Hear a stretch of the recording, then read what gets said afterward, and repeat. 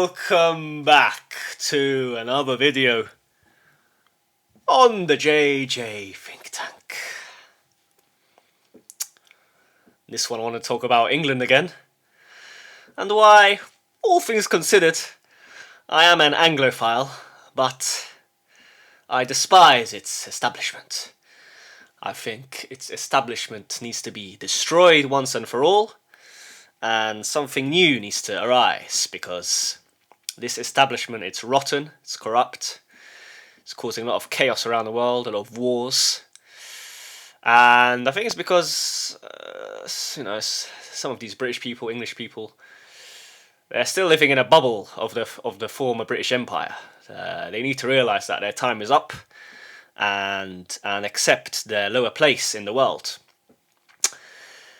because only in this way can we bring more peace and a more just world order. And this Britain is still lashing out. I've been interacting with John Cleese recently on Twitter. Obviously, he hasn't responded to me, but I've noticed. I don't know if he controls his account or if someone else controls it. There's some speculation that the MI6 is controlling his account. Maybe. He's an old man now. He's over 80, so he's probably a bit demented, and he doesn't see things clearly. Yes, he's talking absolute nonsense, and he made this very disrespectful comment about Poland that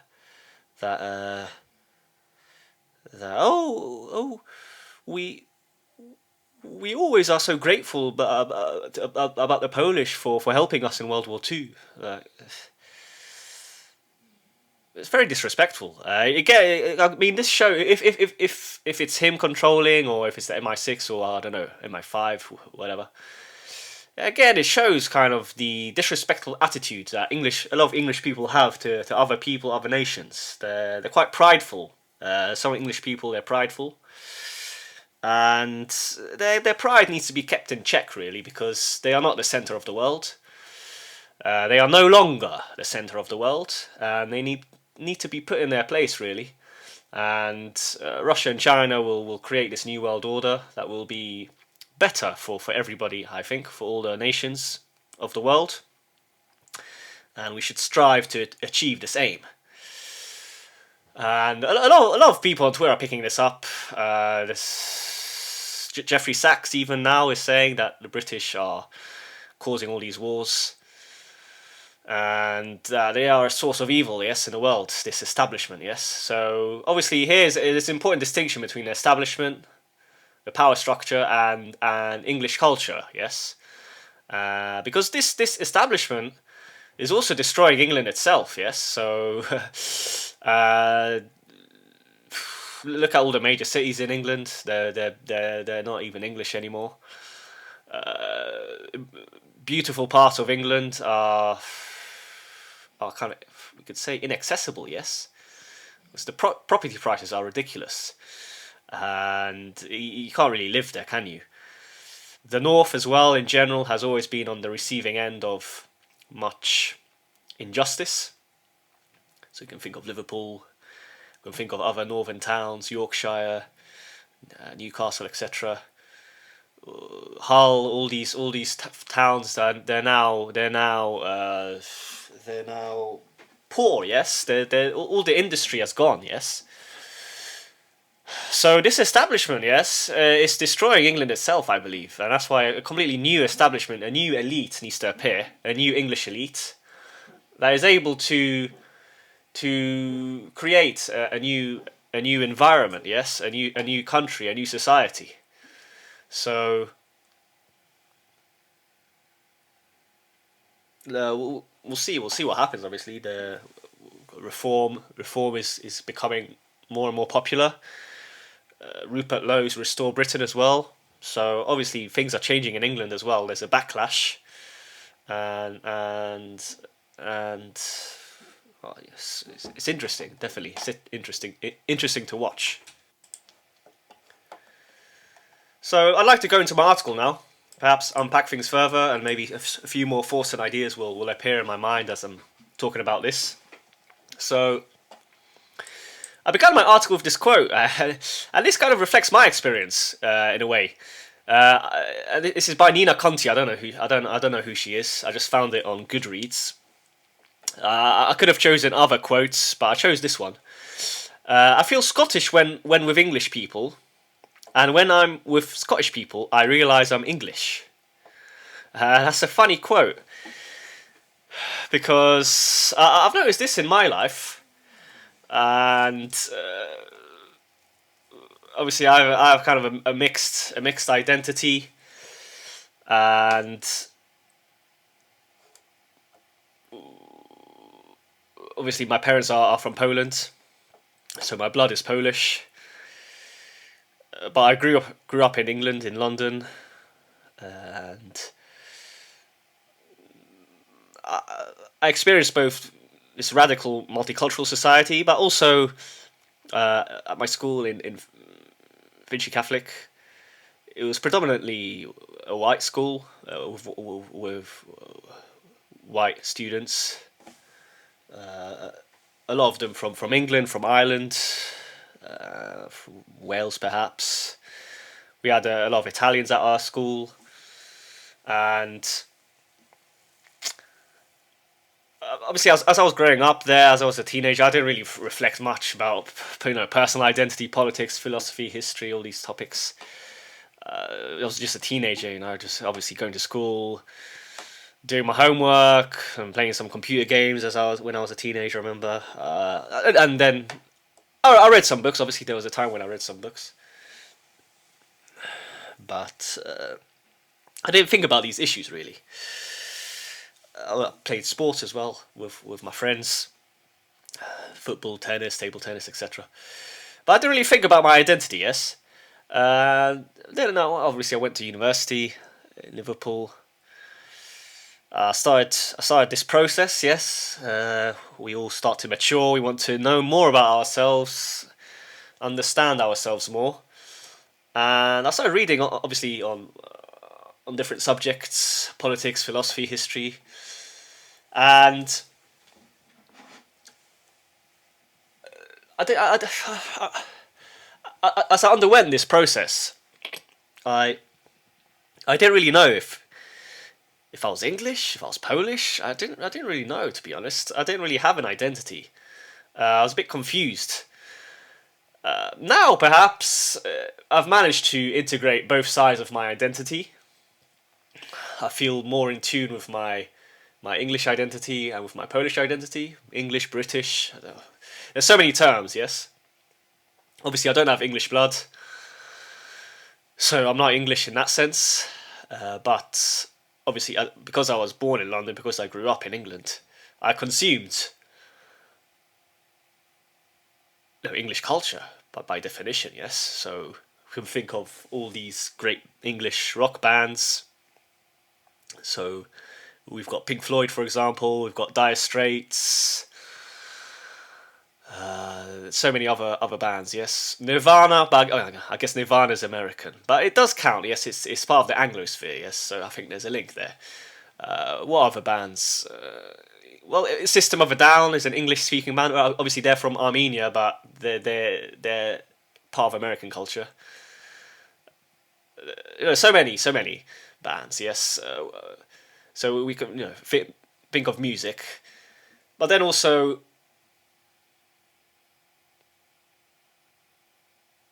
when I reflect on sports, for example. Yes, so I believe tennis was invented by the English. I think it was. I think tennis was invented by the English, and that's a brilliant game that I love to play and watch. So we've got that. Football, perhaps as well, was invented by the English. I'm not sure, to be honest. Probably it was. So this is another sport that I love to play and that I watched. Now I don't really watch football that much anymore. Occasionally I check the odd highlight of a game, but yes.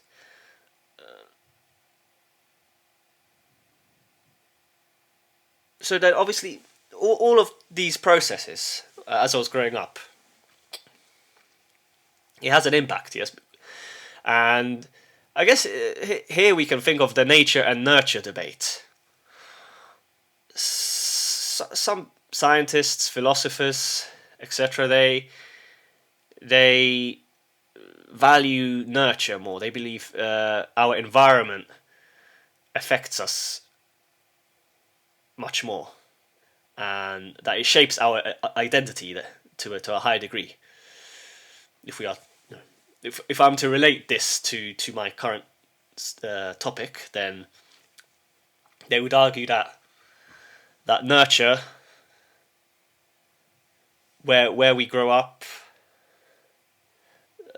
the culture that we are a part of, it has more of an effect on our identity than our genes, yes, our blood. But then there are philosophers and thinkers, scientists, yes, who believe that nature is more important. Nature has a greater effect on the shaping of somebody's personal identity. So genes, their ancestors, and so forth. I think both are right. Yes, we are shaped both by our environment and the culture that we grow up in, but we are also shaped by the past. Yes, and this is why the past is important. You can't escape the past. Yes, and this is why utopias, all these utopias, they are dangerous. Yes, they are dangerous because they don't take into account realities. Yes, that are important. Yes.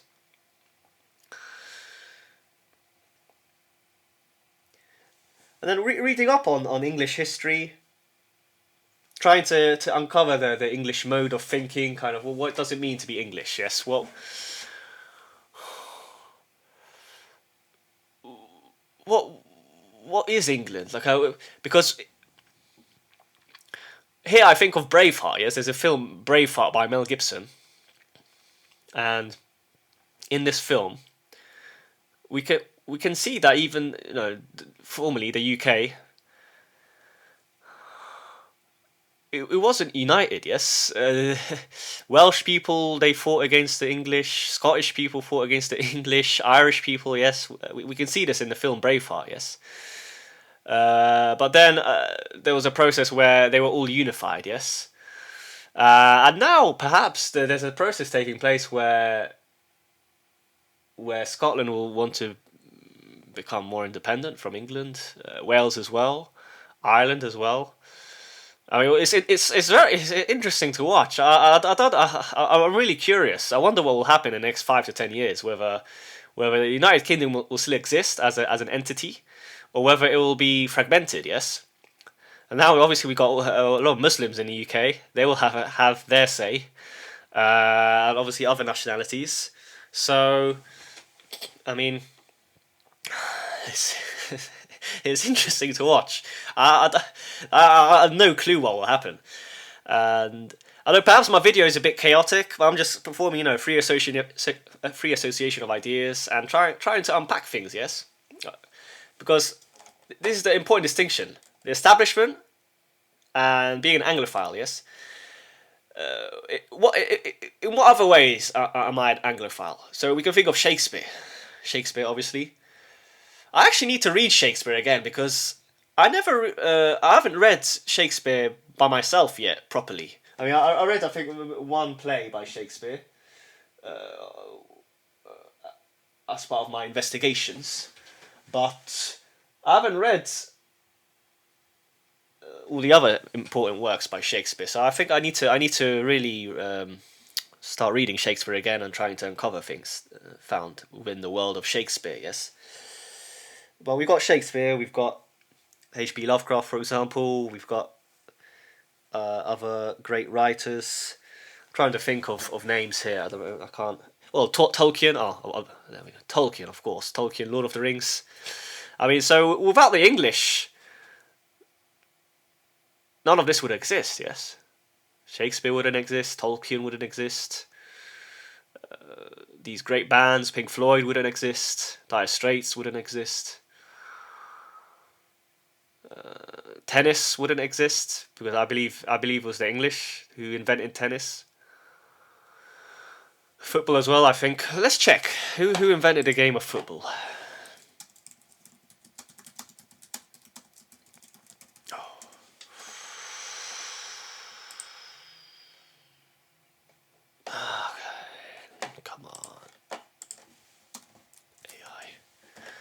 I know we shouldn't trust AI, but come on, why is it? Why is it saying Speedgate? Game of football, football sport. What is this nonsense? Oh my gosh. Football game. Invented. Invented by which country? England. There we go. England is officially credited with inventing the modern game of football. Yes. So obviously football. Football is a game that can unite people. Yes. I think the problem with football though as well is some people they get sucked into the world of football too much, and I notice in my life that it's not a good process for your mental health, because you get divorced from your real self. Yes. You don't expand your mind.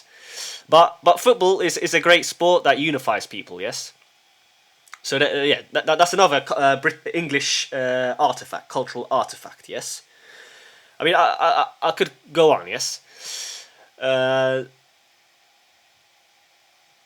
then when I think of the English government, the British government, it's a very sneaky government. Their way of doing foreign policy is not fair. It's not just. It's sneaky.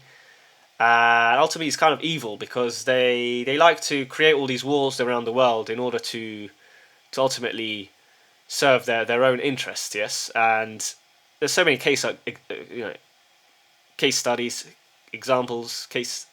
case examples. Yes, that prove this. Obviously, here at this moment in time, we can think of the British Empire. And obviously there's a lot of debate about the British Empire, about whether it was a force for good ultimately or a force for evil. I think both sides are right. It was a force for good, but also it did a lot of evil, yes. And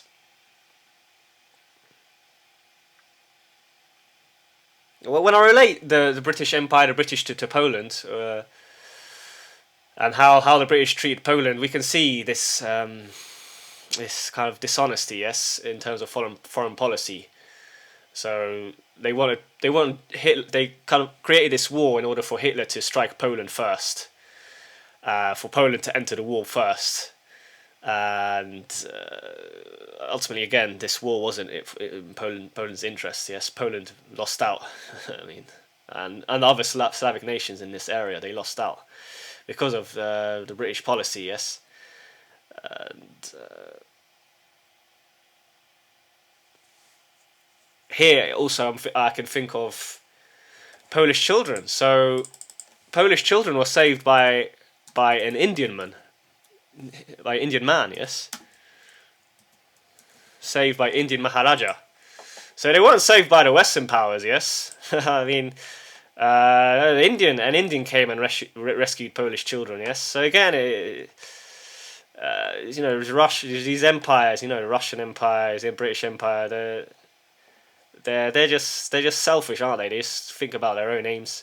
So defying the British, when the British colonial government raised concerns about sheltering foreign refugees in India, the Maharaja asserted that the children were his family and presented official adoption papers from a Navaga court to protect them. So we can see this evil behaviour sometimes of the British establishment, yes. And they're still at it now, really. They're still at it now. They're still trying to create these wars. And hopefully this is averted. Hopefully this establishment is destroyed once and for all. It's removed for the good of the English as well, I would argue. And I think a lot of English people are starting to realise this. So now, as I've grown older, I've noticed that English people are different from Polish people. The English, in general, I think the English, they're led by their egos, I think, as opposed to Polish people who aren't. And Polish people are more noble, I believe.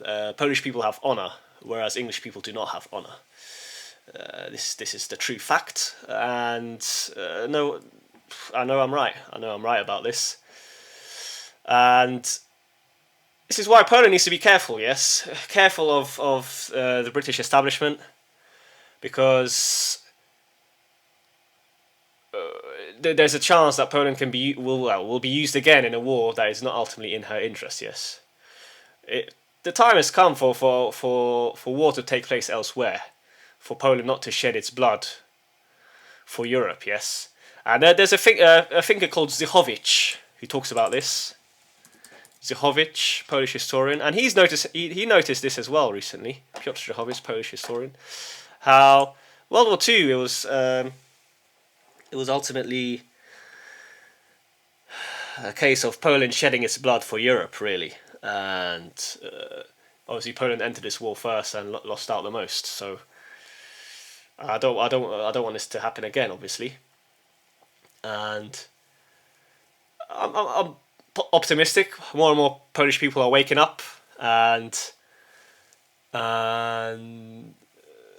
they can see that we need to cooperate with Russia. Yes, we don't want a war with Russia because this war is just another war engineered by Americans and English people, the British establishment. Yes.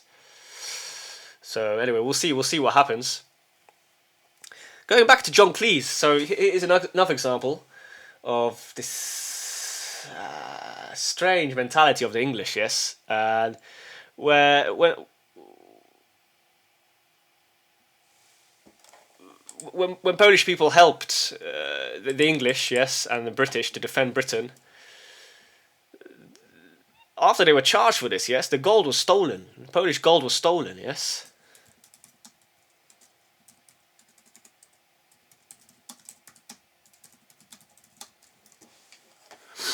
So this popped up as well.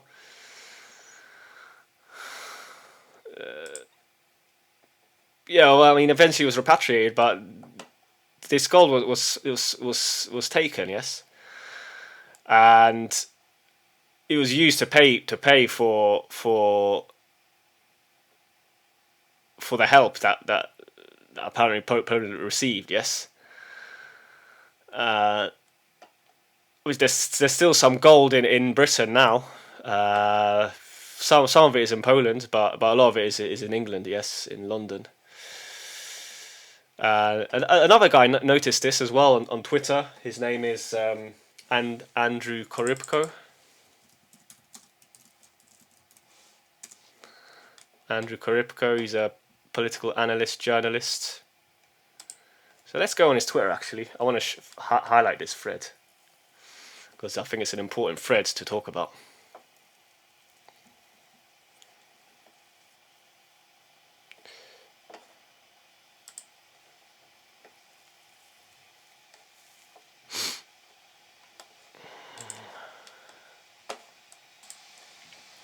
So yes, let's go back to the thread. Yes, I want to talk about this again.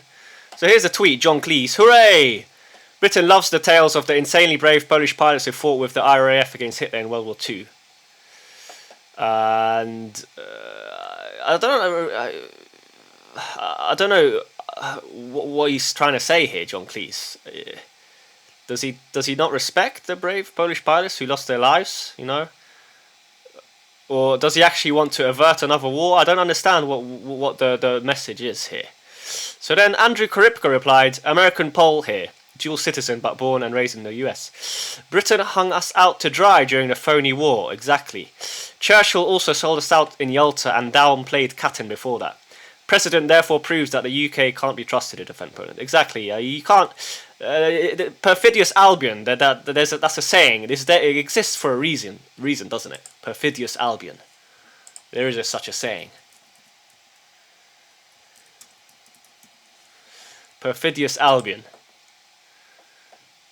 Pejorative use to describe the United Kingdom. Acknowledge the British government is treacherous, deceitful, and prone to breaking alliances for its own self-interest. Exactly. The British, they always they talk, rule of law, etc. But they are the schemers, the liars. Yes, they are treacherous, deceitful. Yes, can't trust them. The British cannot be trusted. Yes, and then there was another guy said something about the gold. Yes. Let me just find this.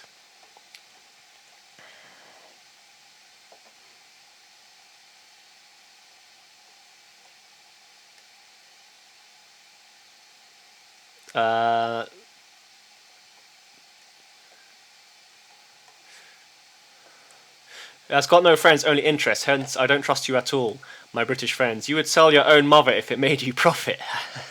I mean, there's some truth to the English establishment here. Yes, obviously we're not talking about English people. We're talking about the establishment.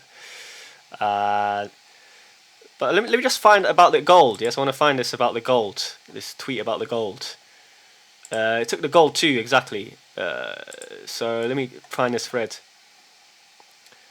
And they took our gold for the military equipment we used to fight for them. Exactly. They just care. The British establishment, they just care about interest. Yes, money, money, money, money. So we don't want a war. We don't want another war. We don't want to war for you again. Please just accept that your empire is over. Know your place, and that's that really. That's what I'd like to say about the British establishment, and the English should notice this as well. I believe. Their country is being invaded, yes, by in many senses by Muslims, yes. Their main cities are all now under the control of Muslims. I don't really care about this. It's up to them whether they want to war with the Muslims or not. It's not really my issue. But it's happening, yes, and we'll see. We'll see whether there will be a civil war or whether Britain is able to somehow integrate, yes, Islam into its culture. So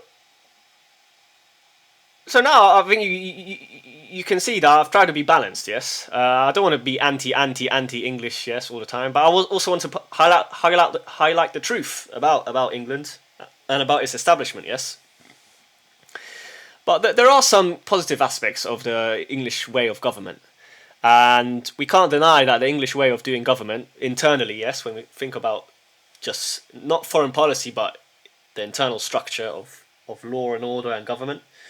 This way of doing things, it does increase liberty for the average man, and this is another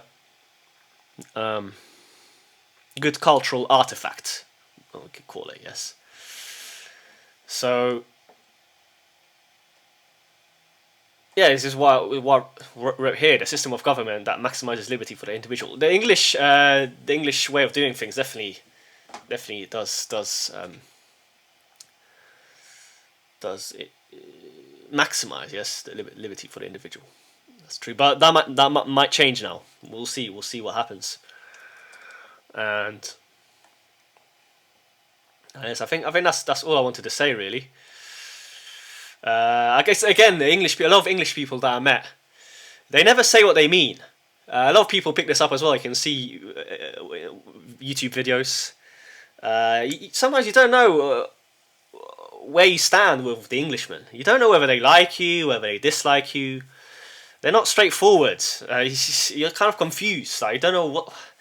I don't like this. I want to know exactly where do we stand. Yes. What is our relationship? Some English people, they're obviously they're honest, they're straightforward. Obviously, you can meet a lot of English people like this, but this stereotype is true. A lot of English people, you don't ultimately know whether they like you or not. It's just they never say what they mean. Yes, and this can be annoying. And definitely, the English people, they have this pride. Sometimes I mentioned this at the beginning. They have this art of hypocrisy. They have mastered the art of hypocrisy, definitely. And some English people, they're quite narrow-minded because they're trapped in this bubble of the British Empire. Yes. Steve Laws comes to mind. This guy is very narrow-minded, I believe, and his worldview is false. So yeah, that's all I wanted to say, really. I guess as the older I get, the more I understand my identity, my kind of mixed identity, English in a way. Obviously, I don't have English blood, but English culture, American culture, it has an effect on the world, yes, and on people. But then, obviously, I'm getting more in tune with my Polish identity, and I'm recognizing more and more the beauty of Poland as a country. It's a really beautiful country, and I'm happy I moved here because I feel more at home here overall. I feel more comfortable here. I'm interacting a lot with Polish people now around me where I live, some Ukrainian people sometimes, and well, looking forward to the future really, and hopefully the Polish politicians they are able to direct Poland onto the right path, and by this I mean they make sure that Poland becomes a natural bridge between East and West. This is what Poland needs to strive for, and this will make sure that it's not used in another war. Yes, we need to learn from history and make sure that we do not enter the war first, if there is a war. Yes. I'd like to, again, before I finish, here I retweeted this by Jeffrey Sachs. So Jeffrey Sachs labels Britain the #1 warmonger in the world. So let's listen to this actually. So this is 30 seconds long. Let's have a listen. When it comes to Britain, Britain of course is the #1 warmonger. Britain still lives in the dreamland of the Exactly. British Empire. It's finished. No more British Empire. It's gone. It's gone. I would advise Britain, why don't you focus on keeping your national health service from collapsing rather than going to war with Russia. But they're not asking me, they're not listening, but that's the advice I would give. When it comes to Britain, Britain of course is I mean, British, they're just deluded sometimes, aren't they? They're a bit deluded. Anyway, that's the end of my video. I hope you enjoyed it. I hope it shed some light on the cultural processes taking place, the political processes. Again, I strive to be balanced, yes, diplomatic. I just said what I feel, what I think. This is the Slavic way, the Polish way, just radical honesty. And we have a picture of Cotswolds. So it's a beautiful part of England. And England, yes, is a beautiful country. I think because a lot of people are trapped in London, they don't notice the beautiful side of England. There's so many beautiful parts of England. So you can think of Lincoln. Lincoln is a city.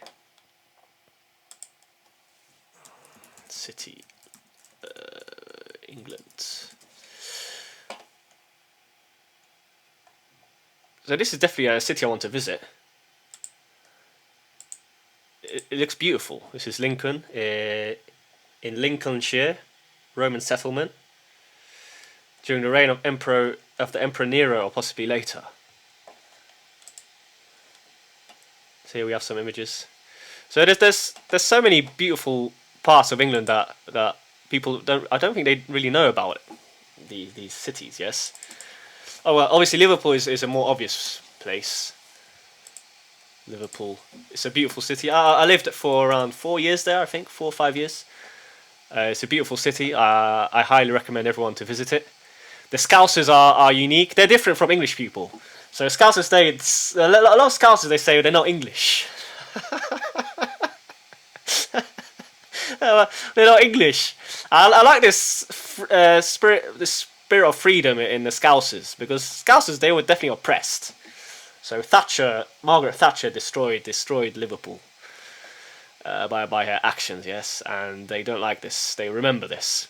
So a beautiful city, Liverpool, beautiful people there, lovely people, and yes. So thank you for listening. If you made it this far, if you're still listening, I really appreciate it. You could have spent your time elsewhere, but you decided to spend your time here on the JJ Think Tank. If you liked the video, consider liking and subscribing. It will help me grow the channel. But yes, that's all for today. That's all for this one, and I wish you all the best. Take care.